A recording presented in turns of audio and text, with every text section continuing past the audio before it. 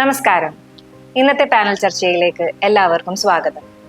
കുട്ടികളുടെ ശാരീരികവും മാനസികവുമായ വളർച്ചയിൽ പീഡിയാട്രീഷ്യൻസ് വഹിക്കുന്ന പങ്ക് വളരെ നിർണായകമാണ്. അവരുടെ അറിവും അനുഭവ സമ്പത്തും നമ്മെ കൂടുതൽ ബോധവൽക്കരിക്കുകയും മാതാപിതാക്കൾക്ക് ശരിയായ മാർഗനിർദ്ദേശം നൽകുകയും ചെയ്യുന്നു. ഇന്നത്തെ ചർച്ചയിൽ ചർച്ച ചെയ്യപ്പെടുന്നത് മാതാപിതാക്കൾക്കും സംരക്ഷകർക്കും ഒരുപോലെ ചോദിക്കുന്ന കുറച്ച് ചോദ്യങ്ങളുടെ ഉത്തരങ്ങളെ കുറിച്ചാണ്. ഈ പാനൽ ചർച്ചയിൽ പങ്കുചേരുന്നത് മുത്തൂറ്റ് ഹോസ്പിറ്റൽ കോഴഞ്ചേരിയിലെ പ്രമുഖ പീഡിയാട്രീഷ്യൻസ് ആകുന്നു. ഞാൻ ആദ്യമായി അവരെ പരിചയപ്പെടുത്താം. First, doctor Varsha Shaji, doctor Shyama Manoj, doctor Nirmal Georgy Ninan, doctor Ramesh Mathews, doctor Geetha Sanjeev. നമസ്കാരം. അവരുടെ വിലപ്പെട്ട അഭിപ്രായങ്ങളും അനുഭവങ്ങളും ഈ ചർച്ചയെ സമൃദ്ധമാക്കുമെന്ന് ഞാൻ വിശ്വസിക്കുന്നു. ആദ്യമായി സംസാരിക്കുന്നത് വാക്സിനേഷൻ, അതായത് പ്രതിരോധ കുത്തിവയ്പ്പ് എന്നുള്ളൊരു ടോപ്പിക്കിനെ കുറിച്ചാണ്. ആദ്യം ഡോക്ടർ വർഷയോടാണ്. എൻ്റെ കുട്ടിക്ക് ചിക്കൻ ബോക്സ് ബാധിച്ച ഒരാളുമായി സമ്പർക്കമുണ്ടായി. എൻ്റെ കുട്ടിയെ സംരക്ഷിക്കാനായിട്ട് എന്താണ് എനിക്ക് ഉടനെ ചെയ്യാൻ കഴിയുന്നത്? വേരിസെല്ല അഥവാ ചിക്കൻ പോക്സ് എക്സ്പോഷർ ഉണ്ടായിക്കഴിഞ്ഞാൽ അതിൻ്റെ പ്രിവെൻഷൻ എന്ന് പറയുന്നത് ടൈം ഡിപ്പെൻഡൻ്റ് ആണ്. എത്രയും പെട്ടെന്ന് നൽകാമോ അത്രയും നല്ലത്. അപ്പോൾ നമ്മൾ ആദ്യം നോക്കേണ്ടത് കുഞ്ഞിന് വാക്സിനേഷൻ സ്റ്റേറ്റസ് ആണ്. അതായത് കുഞ്ഞിന് ഓൾറെഡി വാക്സിൻ എടുത്തിട്ടുണ്ടെങ്കിൽ 2 ഡോസും കംപ്ലീറ്റ് ആയിട്ടുണ്ടോ, കംപ്ലീറ്റ് ആയിട്ടില്ലെന്നുണ്ടെങ്കിലോ അല്ലെങ്കിൽ എടുത്തിട്ടില്ലെങ്കിലോ നമ്മൾ ഉറപ്പായിട്ടും 3 to 5 ഡേയ്സിനുള്ളിൽ വാക്സിൻ എടുത്ത് പ്രിവെൻഷൻ കൊടുക്കേണ്ടതാണ്. ഇത് രോഗം വരാതിരിക്കാൻ സഹായിക്കുകയും ചെയ്യും, വന്നാലും മൈൽഡ് ആക്കി മാറ്റാനും സഹായിക്കും. ഒരു സിംഗിൾ ഡോസ് വാക്സിൻ കൊണ്ട് തന്നെ 95% മോഡറേറ്റ് ടു സിവിയർ വേരിസെല്ല തടയാൻ സഹായിക്കും. 2 ഡോസും എടുക്കുകയാണെങ്കിൽ 99% പ്രൊട്ടക്ഷൻ കിട്ടുകയും ചെയ്യും. ഹൈ റിസ്ക് ഇൻഡിവിജ്വൽസിലാണ്, അതായത് ഇമ്മ്യൂണോ കോംപ്രമൈസ്ഡ് ആയ കുട്ടികൾ അല്ലെങ്കിൽ പ്രിമച്വറായ ബേബീസ് എന്നിവരിലാണെങ്കിൽ നമ്മൾ 96 അവേഴ്സിനുള്ളിൽ തന്നെ വേരിസെല്ല സോസ്റ്റർ ഇമ്മ്യൂണോഗ്ലോബുലിൻ അല്ലെങ്കിൽ പ്രതിരോധ ശക്തിയുടെ കുത്തിവെപ്പ് ആൻറ്റിബോഡീസ് എന്ന രൂപത്തിൽ കൊടുക്കേണ്ടതാണ്. അതും ലഭ്യമല്ലെങ്കിൽ IVIG കൊടുക്കാം. ഇത് രണ്ടും അവൈലബിൾ അല്ലെങ്കിൽ മാത്രം ആൻറ്റിവൈറൽ മെഡിക്കേഷൻ 7 to 10 ഡേയ്സിനുള്ളിൽ കൊടുക്കേണ്ടതാണ്. ഡോക്ടർ ശ്യാമ, എൻ്റെ കുട്ടിക്ക് DPT വാക്സിനേഷൻ എടുത്തതിന് ശേഷം ഫിറ്റ്സ് വന്നിട്ടുണ്ട്. തുടർന്ന് ഈ കുത്തിവെപ്പ് ഇനി എടുക്കേണ്ടതുണ്ടോ, അതോ എനിക്കത് ഒഴിവാക്കാൻ കഴിയുമോ? DTP വാക്സിനോട് അനുബന്ധിച്ചിട്ടുള്ള ഒരു പ്രധാനപ്പെട്ട റിയാക്ഷനാണ് ഫിറ്റ്സ് വരിക എന്നുള്ളത്. Diphtheria, tetanus, pertussis. ഇതിൽ പെർട്ടൂസിസ് എന്ന ഘടകം, പ്രത്യേകിച്ച് ഹോൾസെൽ പെർട്ടൂസിസ് കൊണ്ടാണ് ഫിറ്റ്സ് സാധാരണ വരുന്നത്. ഇതിനു പകരം എസെല്ലുലാർ പെർട്ടൂസിസ് എന്ന ഘടകം അടങ്ങിയിട്ടുള്ള DTAP എന്നുള്ള വാക്സിൻ അവൈലബിൾ ആണ്. അടുത്ത വാക്സിനേഷന് DTAP കൊടുക്കുന്നതാണ് ഉചിതം. എൻ്റെ കുട്ടിക്ക് ഇൻഫ്ലുവൻസ വാക്സിൻ എടുക്കേണ്ടതുണ്ടോ? ഉള്ളതാണെങ്കിൽ എപ്പോഴാണ് എടുക്കേണ്ടത്? ഇന്ത്യൻ അക്കാഡമി ഓഫ് പീഡിയാട്രിക്സിന്റെ മാർഗനിർദ്ദേശം പ്രകാരം 6 മാസം മുതൽ 5 വയസ്സ് വരെയുള്ള എല്ലാ കുട്ടികളിലും ഇൻഫ്ലുവൻസ വാക്സിൻ എടുക്കാവുന്നതാണ്.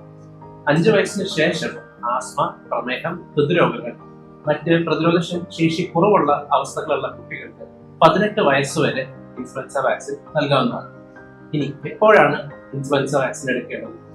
6 മാസം മുതൽ 8 വയസ്സ് വരെയുള്ള കുട്ടികൾ 1 മാസം ഗ്യാപ്പിൽ 2 തവണയാണ് ഇൻഫ്ലുവൻസ വാക്സിൻ എടുക്കുന്നത്. തുടർന്ന് എല്ലാ വർഷവും അവർ ഇതിന്റെ ബൂസ്റ്റർ ഡോസും എടുക്കേണ്ടതാണ്. 8 വയസ്സിന് മുകളിലുള്ള കുട്ടികളാണെങ്കിൽ എല്ലാ വർഷവും ഓരോ ഡോസ് വീതമാണ് ഇൻഫ്ലുവൻസ വാക്സിൻ എടുക്കേണ്ടത്. എപ്പോഴാണ് ഇൻഫ്ലുവൻസ വാക്സിൻ എടുക്കേണ്ടത്? ഏപ്രിൽ ടു ജൂൺ മാസങ്ങളിലാണ് ഏറ്റവും പുതിയ സ്ട്രെയിനുള്ള വാക്സിൻ എടുക്കുന്നതാണ് ഏറ്റവും ഉചിതം. ഡോക്ടർ രമേശ്, ചില പ്രത്യേക കാരണത്താൽ എൻ്റെ കുട്ടിക്ക് ചില വാക്സിനേഷനുകൾ എടുക്കാൻ പറ്റിയിട്ടില്ല. തുടർന്ന് ഈ കുത്തിവെപ്പ് എടുക്കാൻ പറ്റുന്നതാണ്? ഇത് വളരെ സർവ്വസാധാരണ കാണുന്ന ഒരു അവസ്ഥയാണ്. വിട്ടുപോകുന്ന ഏത് വാക്സിനും നമുക്ക് എടുക്കാൻ പറ്റും. വാക്സിൻ സീരീസ് 1 എന്ന് പറഞ്ഞ് വീണ്ടും റീസ്റ്റാർട്ട് ചെയ്യേണ്ട യാതൊരു ആവശ്യവും അതിനില്ല. എന്നാൽ സമയബന്ധിതമായി എടുക്കേണ്ട ഒരു വാക്സിൻ റോട്ട വൈറസ് വാക്സിനാണ്. റോട്ട വൈറസ് വാക്സിൻ നമുക്ക് 1 വയസ്സിനുള്ളിൽ ആദ്യത്തെ ഡോസ് കൊടുക്കാൻ പ്രത്യേകം ശ്രദ്ധിക്കണം. പ്രധാനമായി നമ്മൾ ശ്രദ്ധിക്കേണ്ട മറ്റൊരു കാര്യം, വിട്ടുപോയ വാക്സിൻസ് തമ്മിലുള്ള ഇടവേളകൾ കൃത്യമായിട്ടുള്ള രീതിയിൽ പാലിക്കുകയും പീഡിയാട്രിഷ്യൻ്റെ നിർദ്ദേശപ്രകാരം അത് എടുത്ത് പൂർത്തീകരിക്കാനും കൂടെ പ്രത്യേകം ശ്രദ്ധിക്കുക. ഇതുപോലെ വിട്ടുപോയ വാക്സിൻസ് എടുക്കുന്ന ഈ സ്കെഡ്യൂളിനെയാണ് ക്യാച്ചപ്പ് വാക്സിനേഷൻ എന്ന് ഞങ്ങൾ പറയുന്നത്. ഓർക്കുക, ലേറ്റ് ആയാലും മിസ്സാകരുത്. HPV വാക്സിൻ അതെന്താണ്? എന്തിനാണ് HPV വാക്സിൻ എടുക്കുന്നത്? അതേപോലെ എപ്പോഴൊക്കെയാണ് ഈ HPV വാക്സിൻ എടുക്കേണ്ട സമയം? പിന്നെ ഉള്ളൊരു ഡൗട്ടാണ്, അതായത് HPV വാക്സിൻ എടുത്താൽ പിന്നീട് വന്ധ്യതയ്ക്ക് അതൊരു കാരണമായിട്ട് മാറുന്നു. പിന്നെ പെൺകുട്ടികൾ എടുക്കുന്നത് പോലെ ആൺകുട്ടികളിൽ എന്തിനാണ് HPV vaccine? Human papilloma virus മൂലമുണ്ടാകുന്ന ഇൻഫെക്ഷൻ, അതിനെ പ്രതിരോധിക്കാനായിട്ട് നമ്മൾ എടുക്കുന്ന വാക്സിനാണ് HPV വാക്സിൻ. ഈ ഇൻഫെക്ഷൻ നമുക്ക് വന്നു കഴിഞ്ഞാൽ ഭാവിയിൽ ക്യാൻസർ ഉണ്ടാകാനുള്ള സാധ്യത വളരെ അധികമാണ്. ഈ ഗണത്തിൽപ്പെട്ട ക്യാൻസറുകൾ cervical cancer, anal cancer, penile cancer, അതുപോലെ തന്നെ ത്രോട്ടിലുണ്ടാകുന്ന ഓറോഫെരിഞ്ചിയൽ ക്യാൻസർ എന്നിവയാണ്. ഫലത്തിൽ ഈ വാക്സിൻ ഈ ക്യാൻസറുകളെ പ്രതിരോധിക്കാനായിട്ടാണ് നമ്മൾ റെക്കമെൻഡ് ചെയ്യുന്നത്. സാധാരണയായി 9 വയസ്സ് മുകളിലുള്ള കുട്ടികൾക്ക് ഈ വാക്സിനേഷൻ കൊടുക്കാം. 9 മുതൽ 14 വയസ്സ് വരെ 2 ഡോസും, അത് 6 മാസത്തെ ഇൻ്റർവെല്ലിലും, 14 വയസ്സ് കഴിഞ്ഞ കുട്ടിക്ക് 3 ഡോസും, അതായത് ആദ്യത്തെ വാക്സിൻ എടുത്ത് 2 മാസം കഴിഞ്ഞിട്ട് 2ാമത്തെ ഡോസും 6 മാസം കഴിഞ്ഞിട്ട് 3ാമത്തെ ഡോസുമാണ് റെക്കമെൻഡ് ചെയ്യുന്നത്. ഈ വാക്സിൻ വളരെ എഫിഷ്യൻ്റാണ്. ഇത് WHO സ്റ്റഡീസ് വളരെ വിദഗ്ധമായി പ്രൂവ് ചെയ്തിട്ടുള്ളതാണ്. ഭാവിയിൽ പാർശ്വഫലങ്ങളൊന്നും ഇതുവരെ റെക്കോർഡ് ചെയ്തിട്ടില്ല.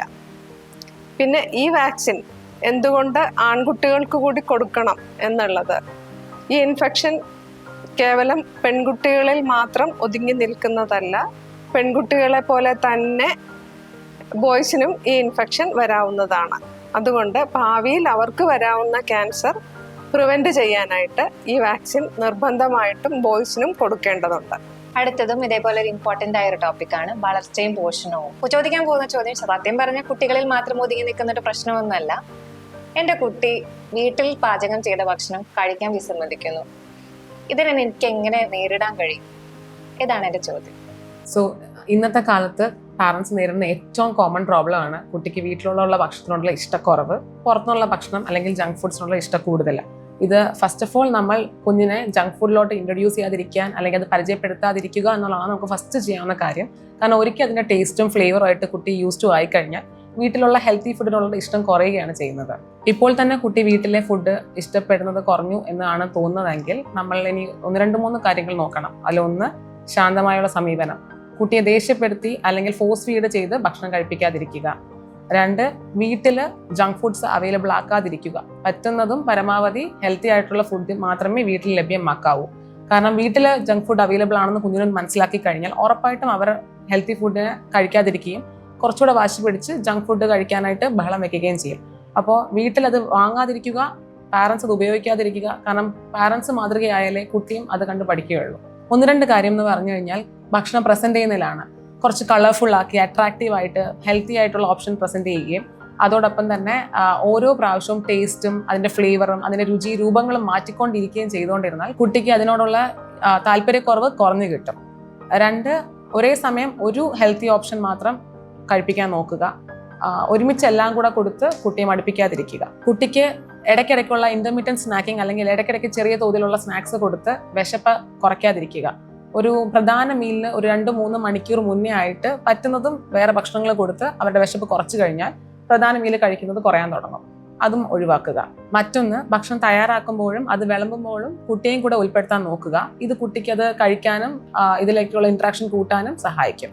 എങ്ങനെ കൺസിസ്റ്റന്റ് ആയിട്ടും ക്ഷമയോട് കൂടിയും നമ്മൾ മുന്നോട്ട് പോയാലേ വീട്ടുഭക്ഷണത്തിനുള്ള ഇഷ്ടം വളർത്താൻ സാധിക്കുള്ളൂ. ഡോക്ടർ ഇത് പറഞ്ഞപ്പോൾ എനിക്ക് ഓർമ്മ വന്നത് ഇപ്പൊ ഈയിടെയായിട്ട് സ്കൂളിൽ കാണുന്ന ഒരു ട്രെൻഡാണ് blue day, green day, yellow day. അത് പറഞ്ഞു വരുമ്പോൾ പാരന്റ്സിനൊക്കെ ബുദ്ധിമുട്ടുള്ള ഒരു കാര്യമാണ്. അത് സഹായകരമായിരിക്കുമോ? തീർച്ചയായിട്ടും. ഇങ്ങനെ നമ്മൾ ഓരോ ദിവസം ഓരോ കളർ ഹാബിറ്റ്സ് കൊടുക്കുന്നത് തന്നെ അവർക്ക് ആ ഫുഡ് സ്പെസിഫിക് ആയിട്ട് കൊണ്ടുവരാനുള്ള ഒരു ആഗ്രഹവും കൊണ്ടും കൊണ്ടുവരുന്നത് കൊണ്ട് അവർക്കത് കഴിക്കണം എന്നുള്ളൊരു ആഗ്രഹം അവരിൽ കൂട്ടാൻ വേണ്ടിയിട്ടും തന്നെയാണ് അങ്ങനെ ചെയ്യിപ്പിക്കുന്നത്. അതുകൂടാതെ ഇങ്ങനെ മാസമായിട്ട് നമ്മൾ ഫുഡ് കൊടുത്തു വിടുമ്പോൾ ഒരു സോഷ്യൽ ഇൻട്രാക്ഷൻ കുട്ടികൾ തമ്മിൽ ഉണ്ടാവുകയും അവർ ഷെയർ ചെയ്യാനായിട്ട് പഠിക്കുകയും ചെയ്യും. അതാണ് മോസ്റ്റ് ഇമ്പോർട്ടൻറ്റ് പോയിന്റ്. അടുത്തത് വൈറ്റമിൻ ഡി. അതായത് വൈറ്റമിൻ ഡി എല്ലാവരും പറഞ്ഞു കേട്ടിട്ടുണ്ട്, സൂര്യപ്രകാശത്തിൽ നിന്നാണ് വൈറ്റമിൻ ഡി നമ്മുടെ ശരീരത്തിൽ ഉൽപ്പാദിപ്പിക്കുന്നത് എന്ന്. അങ്ങനെയാണെങ്കിൽ എന്തിനാണ് ഈ നവജാത ശിശുക്കൾക്ക് വൈറ്റമിൻ ഡി സപ്ലിമെന്റേഷൻ ആയിട്ട് കൊടുക്കുന്നത്? അതിന്റെ ആവശ്യകതയുണ്ടോ? നവജാത ശിശുക്കൾക്ക് വൈറ്റമിൻ ഡി സപ്ലിമെൻറ്റേഷൻ കൊടുക്കേണ്ടത് വളരെ പ്രധാനമാണ്. എല്ലുകളുടെ വളർച്ചയ്ക്കും ആരോഗ്യത്തിനും വേണ്ട ഒരവശ്യ ഘടകമാണ് vitamin D. Vitamin D deficiency കൊണ്ട് റിക്കറ്റ്സ് വരാനുള്ള സാധ്യത വളരെ കൂടുതലാണ്.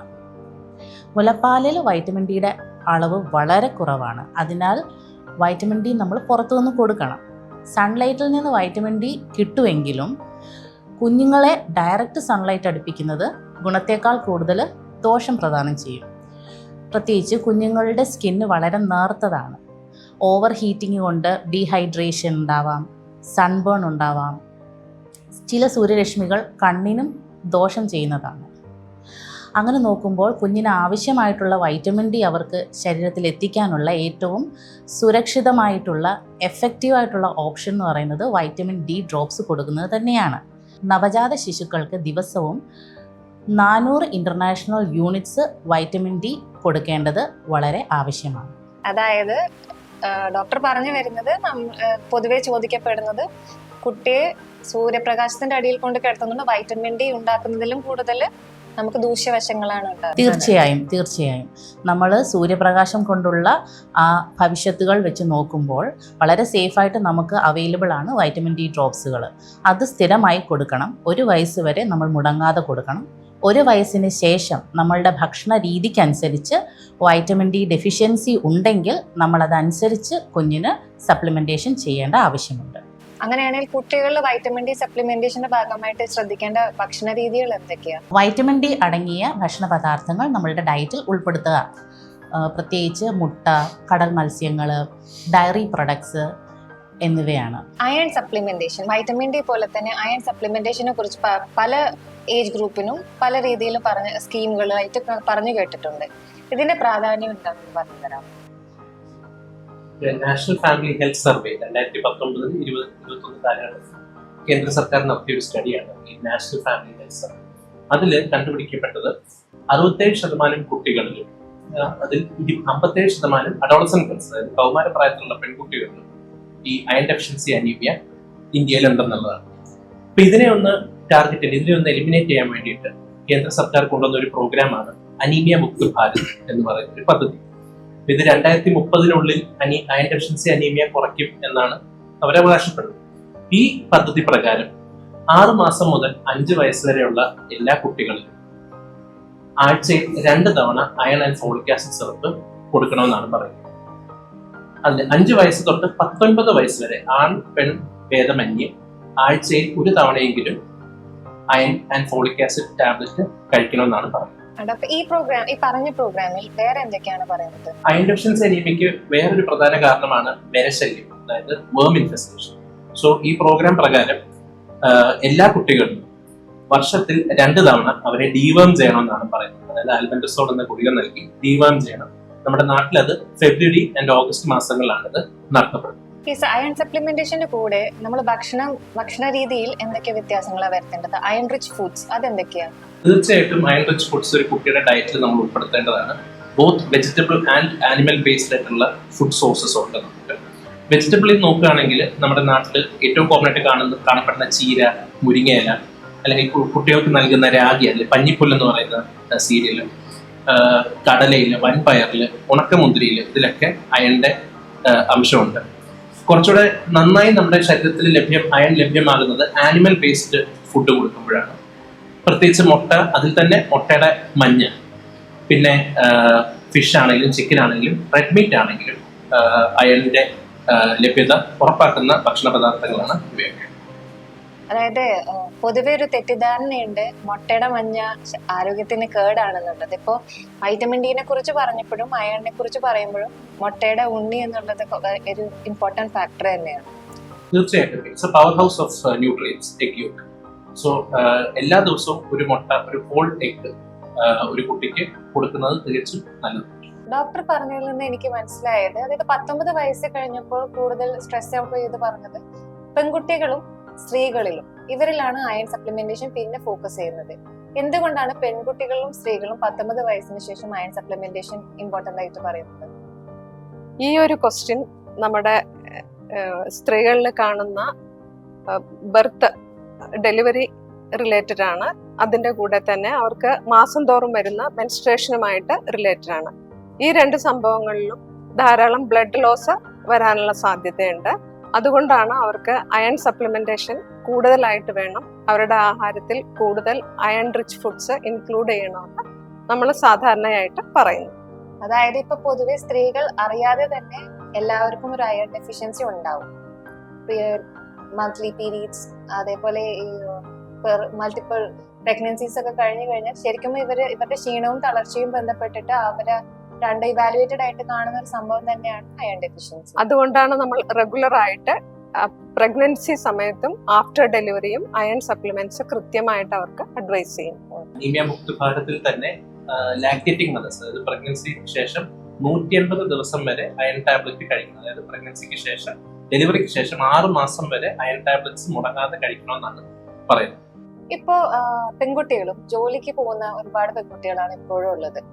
പ്രസവം കഴിഞ്ഞ് ഒരു 6 മാസം വരെ മാതൃത്വാവധി കഴിഞ്ഞ് തിരിച്ചു പോകുന്ന സമയത്ത് പിന്നെയുള്ളൊരു ഉത്കണ്ഠയാണ് എങ്ങനെയാണ് എന്റെ കുട്ടിയെ ഫീഡ് ചെയ്യാന്നുള്ളത്. തുടർന്ന് ഫീഡിങ്ങിനായിട്ട് ബന്ധപ്പെട്ട് എങ്ങനെയാണ് ഇത് സാധ്യമാവുക? അതായത് എനിക്ക് ജോലിക്ക് തിരിച്ചു കയറണം, പക്ഷെ എനിക്ക് ഫീഡിങ് കണ്ടിന്യൂ ചെയ്യണം, എങ്ങനെയാണ് അത് ചെയ്യാൻ കഴിയുക? വളരെ പ്രാക്ടിക്കൽ ആയിട്ടുള്ള ഒരു ചോദ്യമാണ്.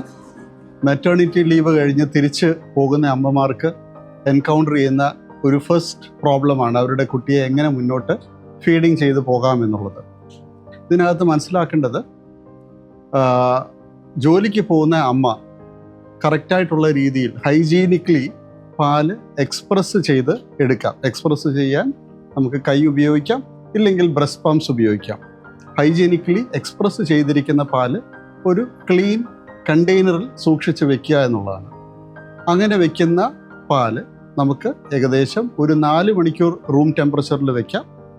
ഫ്രിഡ്ജിൽ വെക്കുകയാണെങ്കിൽ 4 ദിവസം വരെയും, ഡീപ് ഫ്രീസറിലാണെങ്കിൽ 6 മാസം വരെയും അത് നമുക്ക് സൂക്ഷിച്ച് വെക്കാൻ സാധിക്കും. എക്സ്പ്രസ് ചെയ്തിരിക്കുന്ന പാല് കണ്ടെയ്നറിൽ വെക്കുമ്പോൾ നമ്മൾ ശ്രദ്ധിക്കേണ്ടതായിട്ടുള്ളൊരു കാര്യം, അതിൽ ലേബിൾ ചെയ്യണം. ടൈമും ഡേറ്റും വെച്ച് ലേബിൾ ചെയ്യണം. അതിൻ്റെ കാരണം, കുട്ടിക്ക് കൊടുക്കുമ്പോൾ ഫസ്റ്റ് ഇൻ ഫസ്റ്റ് ഔട്ട് പോളിസിയാണ് നമ്മൾ ഫോളോ ചെയ്യേണ്ടത്. എന്ന് വെച്ചാൽ ആദ്യം എക്സ്പ്രസ് ചെയ്തിരിക്കുന്ന പാല് ആദ്യം കൊടുക്കുക എന്നുള്ളതാണ്.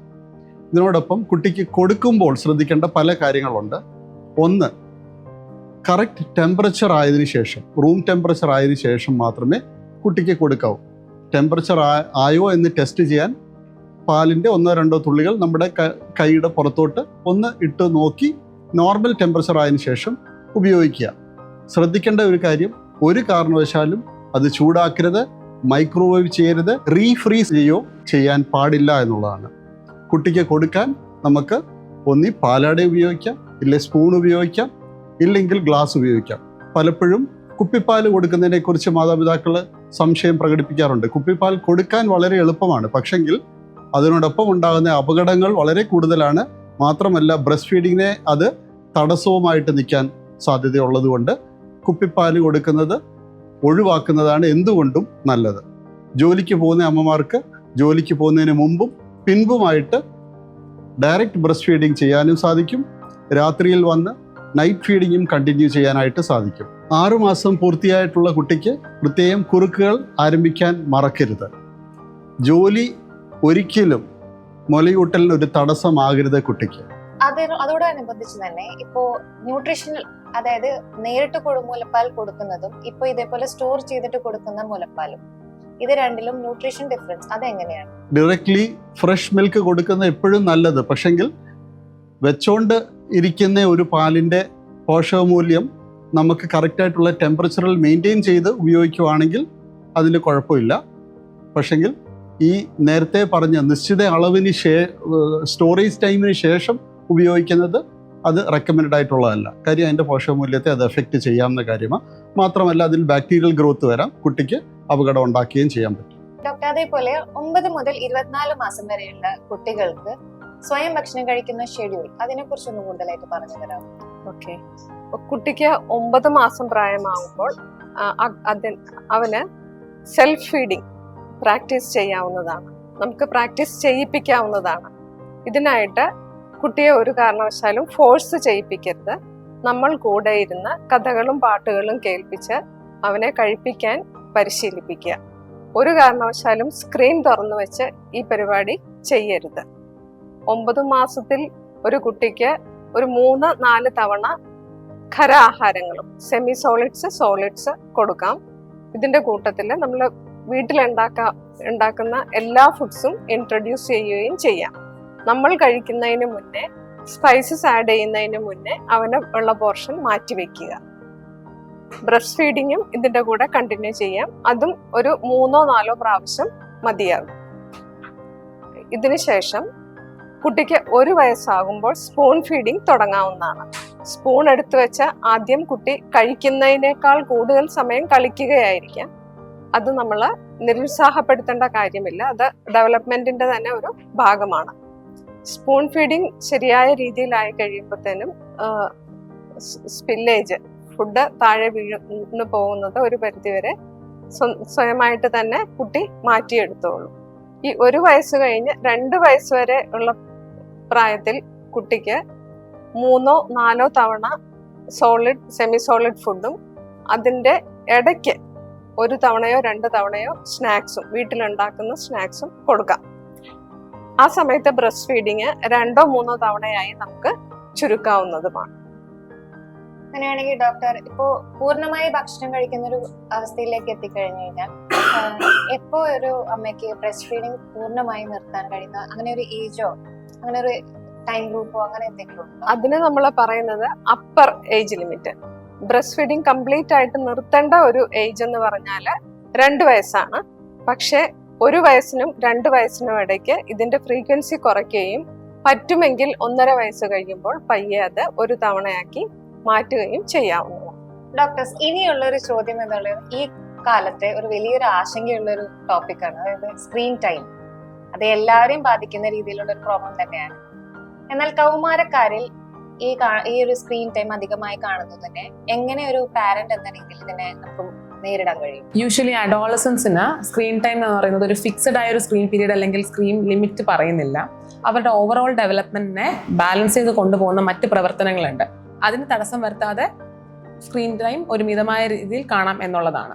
അതായത് 1 മണിക്കൂറുള്ള ഔട്ട്ഡോർ ഫിസിക്കൽ ആക്ടിവിറ്റി, 8 തൊട്ട് 9 മണിക്കൂർ ഉറക്കം, സ്കൂളിനും പഠനത്തിനും വേണ്ടിയിട്ടുള്ള സമയം, ഫാമിലി ടൈം, മറ്റ് ഹോബീസിനായിട്ടുള്ള സമയം, ഇതിനൊക്കെ ആവശ്യമായ സമയം മാറ്റി വെക്കേണ്ടതും ഇതിനൊന്നും തടസ്സം വരുത്തുന്നില്ല എന്നുണ്ടെങ്കിൽ ഒരു മിതമായ സമയപരിമിതിയിൽ പാരന്റൽ സൂപ്പർവിഷനോട് കൂടി ഏജ് അപ്രോപ്രിയേറ്റ് ആയ കണ്ടന്റ്സ് കാണാവുന്നതാണ്. ഈ സമയത്ത് പാരന്റ്സ് കുട്ടികളെ എഡ്യൂക്കേറ്റ് ചെയ്യണം. അതായത് സ്ക്രീൻ എന്ന് ഉദ്ദേശിക്കുന്നത് എഡ്യൂക്കേഷനായിട്ടും ആശയവിനിമയത്തിനായിട്ടും ഉപയോഗിക്കുന്നതാണെന്നും സ്ക്രീനിന്റെ അമിതമായ ഉപയോഗം ആരോഗ്യ മാനസിക പ്രശ്നങ്ങൾ ഉണ്ടാക്കുമെന്നും കുഞ്ഞുങ്ങളും അറിഞ്ഞിരിക്കണം. അതിനുവേണ്ടി സെൽഫ് റെഗുലേറ്റ് ചെയ്യിപ്പിക്കുകയും വേണം. അതായത് സ്ക്രീനിനുള്ള സമയപരിമിതിയും റൂൾസും ലിമിറ്റ്സും കുട്ടിയെ കൊണ്ട് തന്നെ സ്വയം നിയന്ത്രിപ്പിക്കാൻ ശ്രമിപ്പിക്കണം. ഇതിപ്പോ ഇനിയുള്ള ചോദ്യം പറയുന്നത്, കുട്ടി സ്ക്രീൻ ടൈം, അതായത് ഈ സ്ക്രീൻ കാണുന്ന സമയത്ത് നമ്മൾ എന്തെങ്കിലും ശ്രദ്ധിക്കേണ്ടതായിട്ടുണ്ടോ? അതെ, 2 കാര്യങ്ങളാണ്. ഒന്ന് പോസ്ചർ, പരമാവധി സിറ്റിംഗ് പോസ്ചറിലെ കുട്ടി കാണാവൂ. സിറ്റിംഗ് പോസ്ചറിൽ ഇരിക്കുമ്പോൾ ബാക്ക് സ്ട്രെയിറ്റ് ആയിരിക്കണം, കുനിഞ്ഞിരിക്കരുത്. ഷോൾഡറിനും കൈകൾക്കും അനാവശ്യ സ്ട്രെയിൻ കൊടുക്കാതെ ഒരു ടേബിളിന്റെ സപ്പോർട്ടോട് കൂടി കാണാൻ ശ്രമിക്കുക. സ്ക്രീൻ കണ്ണിന്റെ അതേ ലെവലിൽ തന്നെ ഹോൾഡ് ചെയ്യാനും നോക്കണം. ഇതുകൊണ്ട് ഉണ്ടാകുന്ന കഴുത്ത് വേദന, നടുവേദന, തലവേദന എന്നൊക്കെ കുറയ്ക്കാൻ സഹായിക്കും. മറ്റൊന്നാണ് 20-20-20 റൂൾ. അതായത് ഒരു കുഞ്ഞ് 20 മിനിറ്റ് സ്ക്രീൻ കാണുകയാണെങ്കിൽ അടുത്തൊരു 20 സെക്കൻഡ് ഉറപ്പായും ബ്രേക്ക് എടുക്കണം. അപ്പോൾ തന്നെ ഒരു 20 അടി ദൂരത്തിലുള്ള ഒരു വസ്തുവിനെ നോക്കാൻ ശ്രമിക്കുകയും വേണം. 2 മിനിറ്റ് നടക്കുന്നതും നല്ലതായിരിക്കും. ഇതുകൊണ്ടെല്ലാം നമുക്ക് ഉണ്ടാകുന്ന ഐ സ്ട്രെയിന്, തലവേദന എല്ലാം ഒരു പരിധിവരെ കുറയ്ക്കാൻ സഹായിക്കും. ഇപ്പോ ഈ ഒരു കാലത്ത് എന്ന് പറയുന്ന സ്ക്രീൻ ടൈം ഒരു കംപ്ലീറ്റ്ലി സ്റ്റോപ്പ് ചെയ്യുക എന്നുള്ളതും പ്രാക്ടിക്കൽ അല്ല. കാരണം ഇപ്പൊ ഒരുപാട് കാര്യങ്ങൾ ഡിപ്പെൻഡ് ചെയ്യുന്നതും സ്ക്രീനിനെ സംബന്ധിച്ച് തന്നെയാണ്. ഈ കുട്ടി സ്ക്രീൻ ടൈം അധികമായിട്ട് വരുമ്പോൾ വരുന്ന ദൂഷ്യഫലങ്ങൾ അതെന്തൊക്കെയാണ്? അമിതമായ സ്ക്രീനിന്റെ ഉപയോഗം കൊണ്ട് കുഞ്ഞിന്റെ ശാരീരികവും മാനസികവും ബൗദ്ധികവുമായ വളർച്ചയെ പ്രതികൂലമായി ബാധിക്കും. പ്രധാനമായും തലച്ചോറിൻ്റെ ഡെവലപ്മെൻറ്റ്. ഇതിൽ സംസാരം താമസിക്കുന്നത് വളരെ ഇമ്പോർട്ടൻ്റ് ആയിട്ടുള്ള ഒരു പ്രശ്നമാണ്. ശ്രദ്ധക്കുറവ്, പഠിക്കാൻ താല്പര്യം കുറവ് എന്നിവയെല്ലാം സ്ക്രീനിൻ്റെ ഉപയോഗവുമായി ബന്ധപ്പെട്ടിട്ടുണ്ട്. കൂടാതെ ഫാസ്റ്റായിട്ട് മൂവ് ചെയ്യുന്ന ചില സ്ക്രീനുകൾ, കളേഴ്സ്, ബ്രൈറ്റ് കളേഴ്സൊക്കെ കൊണ്ട് തലച്ചോറിനെ ബാധിക്കുകയും ഫിറ്റ്സ് വരെ വരാനുള്ള സാധ്യതയും പഠനങ്ങളിൽ കണ്ടെത്തിയിട്ടുണ്ട്. രണ്ടാമത്, കണ്ണിൻ്റെ ആരോഗ്യം. സ്ക്രീൻ ഉപയോഗം കൊണ്ട് കണ്ണിന് വേദന, ഡ്രൈനസ്, മയോപ്പിയ അഥവാ ദൂരക്കാഴ്ചക്കുറവ് ഇവയെല്ലാം കാണാറുണ്ട്. അമിതവണ്ണം, ഉറക്കക്കുറവ് എന്നിവയെല്ലാം സ്ക്രീനിൻ്റെ ഉപയോഗവുമായി ബന്ധപ്പെട്ട പ്രശ്നങ്ങളാണ്. കഴുത്തുവേദന, പുറം വേദന തുടങ്ങിയ കാര്യങ്ങൾ സ്ക്രീൻ ഉപയോഗിക്കുന്ന കുട്ടികളിൽ കൂടുതലായിട്ട് കാണുന്നുണ്ട്. കൂടുതലായുള്ള വാശി, അതായത് ടാൻട്രംസ്, ഇറിറ്റബിലിറ്റി, അഗ്രഷൻ തുടങ്ങിയ കാര്യങ്ങൾ അമിതമായ സ്ക്രീനിൻ്റെ ഉപയോഗമുള്ള കുട്ടികളിൽ കൂടുതലായിട്ട് കാണുന്നതാണ്. കൂടാതെ ഏജ് ഇനപ്രോപ്രിയേറ്റ് ആയിട്ടുള്ള കണ്ടൻസ് കാണുന്നത് കുഞ്ഞിൻ്റെ സ്വഭാവത്തിനെയും പെരുമാറ്റത്തിനെയും പ്രതികൂലമായി ബാധിക്കുന്നുണ്ട്. കൗമാരക്കാരിൽ ഈ മൊബൈൽ അഡിക്ഷന്റെ ഭാഗമായിട്ട് നമുക്ക് ശ്രദ്ധിക്കാൻ പറ്റുന്ന എന്ന രീതിയിലുള്ള എന്തെങ്കിലും പ്രാരംഭ മുന്നറിയിപ്പ് അങ്ങനെ എന്തെങ്കിലും ഉണ്ടോ? തീർച്ചയായും ഉണ്ട്. Indian academy of pediatrics, American academy of pediatrics മുതലായ ഗ്രൂപ്പുകൾ ഒരു കൗമാരക്കാരന് സ്ക്രീൻ ടൈം അഡിക്ഷൻ ആയി തുടങ്ങുമ്പോഴുള്ള ഏർലി വാർണിംഗ് സൈൻസ് അല്ലെങ്കിൽ റെഡ് ഫ്ലാഗ്സ് പറയപ്പെടുന്നു. ഒന്ന്, ഈ ഡിവൈസ് ഇല്ലാതെ കാര്യങ്ങളൊന്നും മുന്നോട്ട് പോകുന്നില്ല എന്നൊരു തോന്നൽ. അതായത് ഇത് ഉപയോഗിക്കാൻ പറ്റാത്തൊരു സാഹചര്യം വരുമ്പോൾ അമിതമായ ദേഷ്യം കാണിക്കുക, സങ്കടം വരിക, അല്ലെങ്കിൽ വേറെ അസ്വസ്ഥതകൾ പ്രകടിപ്പിക്കുക എന്നുള്ളതൊരു ഏർലി വാർണിംഗ് സൈനാണ്. രണ്ട്, ഒരു സോഷ്യൽ സോളിറ്റ്യൂഡ്, അതായത് സാമൂഹികമായി ഒറ്റപ്പെട്ടു പോവുക. അതായത് ഒരു ഫേസ് ടു ഫേസ് ഇന്ററാക്ഷൻ, അതായത് സുഹൃത്തുക്കളോടോ അല്ലെങ്കിൽ കുടുംബാംഗങ്ങളോടോ ഒരു ഫേസ് ടു ഫേസ് ഇന്ററാക്ഷൻ വരാതെ കൂടുതലായി ഈ ഡിവൈസിനെ ആശ്രയിക്കുക എന്നുള്ളതാണ് രണ്ടാമത്തെ. മൂന്ന്, ഒബ്വിയസ്ലി സ്കൂൾ പെർഫോമൻസ് താഴേക്ക് വരിക, മാർക്സ് നേരത്തെ വെൽ പെർഫോമിംഗ് ആയിരുന്ന ഒരു കുട്ടി ക്രമാതീതം മാർക്കുകൾ കുറയുന്നു എന്നൊരു സിറ്റുവേഷനിലേക്ക് വരികയാണ്.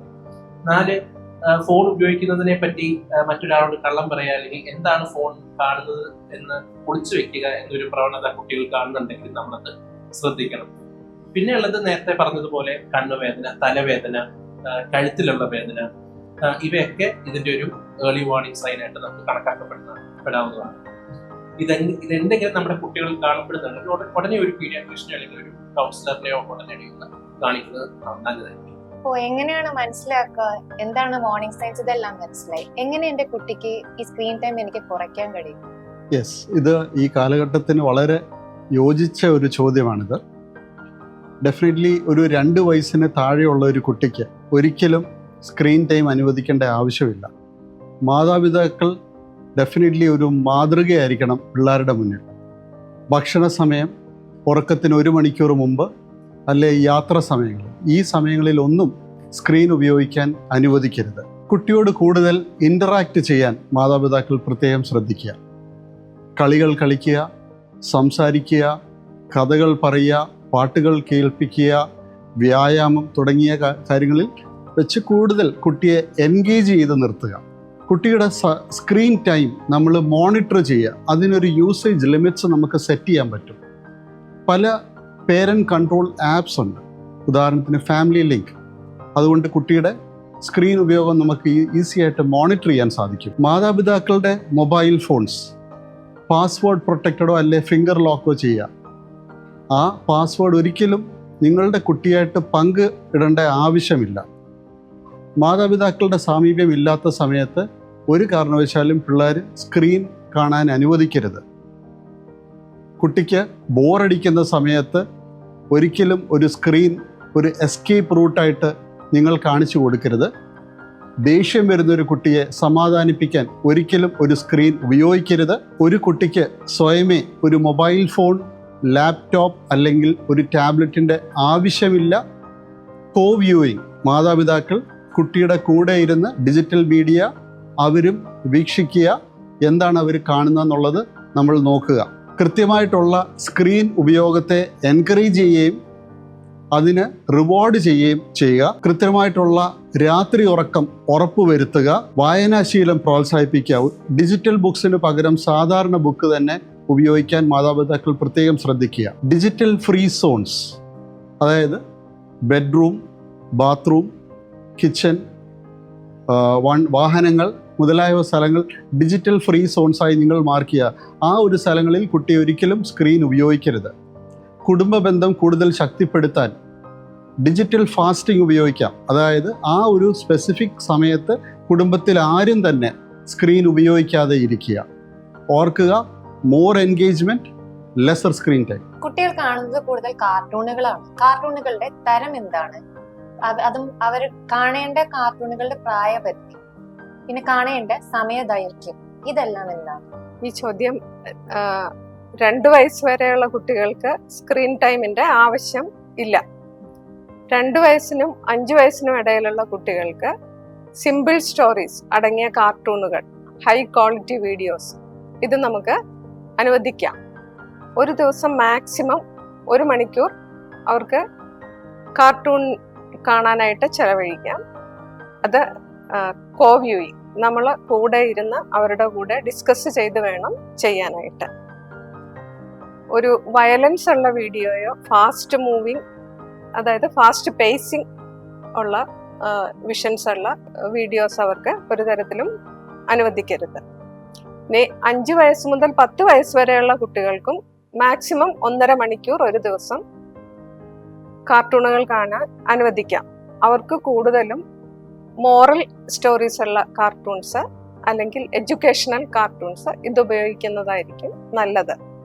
മീനിങ്ലെസ് കണ്ടന്റ്സ് ഉള്ള വീഡിയോസ് ഒഴിവാക്കുക. മേൽപ്പറഞ്ഞ പോലെ അവർക്ക് വയലൻസ് അതുപോലെ തന്നെ ഫാസ്റ്റ് മൂവിങ് കാർട്ടൂൺസ് വേണ്ടാന്ന് വെക്കുന്നതായിരിക്കും അഭികാമ്യം. 10 വയസ്സിനും 13 വയസ്സിനും ഇടയിലുള്ള ഒരു കുട്ടിക്ക് ആക്ച്വലി നമുക്ക് കുറച്ചുകൂടെ ഫാൻറ്റസീസ്, അഡ്വഞ്ചേഴ്സ് ഒക്കെയുള്ള വീഡിയോസ് കൊടുക്കാം. അതിനും ടൈം ലിമിറ്റ് 1.5 മണിക്കൂറാണ് മാക്സിമം. അതിന് മുകളിൽ വീഡിയോ അല്ലെങ്കിൽ കാർട്ടൂൺ കാണിക്കരുത്. ഈ 2 വയസ്സിനും 5 വയസ്സിനും ഇടയ്ക്കുള്ള കുട്ടിക്ക് കാണാവുന്ന ചില കാർട്ടൂണുകളുടെ പേര് പറയാം. നമുക്ക് പെപ്പ പിഗ് എന്ന് പറയുന്ന ഒന്ന്, പിന്നെ ഡോറ ദ എക്സ്പ്ലോറർ, ഇതൊക്കെ കൊച്ചുകുട്ടികൾക്ക് അഡ്വൈസ് ചെയ്യാം. 5 മുതൽ 10 വയസ്സ് വരെയുള്ള കുട്ടികൾക്ക് കുറച്ചുകൂടി അടുത്ത step cartoons like the magic school bus, wild craft തുടങ്ങിയ കാർട്ടൂണുകൾ അവർക്ക് റെക്കമെൻഡ് ചെയ്യാം. അത് കഴിഞ്ഞ് 10 മുതൽ 13 വയസ്സ് വരെയുള്ള കുട്ടികൾക്ക് കുറച്ചുകൂടെ അഡ്വാൻസ്ഡ് ആയിട്ടുള്ള അവതാർ, മിസ്റ്റർ ബീൻ, ഡോറേമോൻ തുടങ്ങിയ കാർട്ടൂണുകൾ അനുവദിക്കാവുന്നതാണ്. എല്ലാ ഏജ് ഗ്രൂപ്പിലും അവോയ്ഡ് ചെയ്യേണ്ടത് വയലൻസ്, ഫാസ്റ്റ് മൂവിങ് കാർട്ടൂൺസ്, അതിൻ്റെ കൂടെ തന്നെ മീനിങ്ലെസ് കാർട്ടൂൺസ് ഒരു കാരണവശാലും കൊടുക്കരുത്. ഇത്രയൊക്കെ പറഞ്ഞാലും കാർട്ടൂൺ കാണുമ്പോൾ നമ്മൾ പ്രധാനമായിട്ട് ശ്രദ്ധിക്കേണ്ട കുറച്ച് കാര്യങ്ങളുണ്ട്. ഒരു കാരണവശാലും കുട്ടിക്ക് ഇന്റർനെറ്റ് ആക്സസ് കൊടുക്കരുത്. രണ്ടാമത്തത്, അവൻ്റെ പഠനത്തിനും അവൻ്റെ ഫിസിക്കൽ ആക്ടിവിറ്റീസിനും ഈ കാർട്ടൂൺ വെച്ച് കൊടുത്ത് ഒരു തടസ്സം സൃഷ്ടിക്കരുത്. മൂന്നാമത്തേതായിട്ട്, ഉറങ്ങാൻ പോകുന്നതിന് 1 മണിക്കൂർ മുന്നേ എല്ലാ സ്ക്രീനുകളും ഓഫ് ആക്കിയിടണം. കുട്ടികളുടെ ആരോഗ്യം വളർച്ചയും സംബന്ധിച്ച് ഓരോ വിഷയങ്ങളും മാതാപിതാക്കളെ സംബന്ധിച്ച് ഒരുപാട് സംശയങ്ങളുള്ളതാണ്. അതുകൊണ്ട് തന്നെ അവരുടെ മനസ്സിൽ ഒരുപാട് ഉത്കണ്ഠകളും ഉണ്ടാവാറുണ്ട്. അങ്ങനെ ചോദിക്കുന്ന ചില ചോദ്യങ്ങളുടെ ഉത്തരങ്ങളായിരുന്നു ഇന്ന് ഈ പാനൽ ചർച്ചയിൽ ചർച്ച ചെയ്യപ്പെട്ടത്. ഇതുപോലെയുള്ള എന്തെങ്കിലും ചോദ്യങ്ങൾ ഈ കാണുന്ന പ്രേക്ഷകർക്കോ രക്ഷിതാക്കൾക്കോ സംരക്ഷകർക്കോ ഉണ്ട് എന്നുണ്ടെങ്കിൽ താഴെ കമന്റ് ബോക്സിൽ ഇടാവുന്നതാണ്. ഈ മനോഹരമായ ചർച്ചയിൽ പങ്കെടുത്ത എല്ലാ ഡോക്ടർമാർക്കും സജീവമായി പ്രവർത്തിച്ച എല്ലാ സംഘാടകർക്കും ഇതോടുകൂടി നന്ദി അറിയിക്കുന്നു. ഈ പരിപാടിക്ക് ഇതോടുകൂടി വിരാമമാകുന്നു. നന്ദി.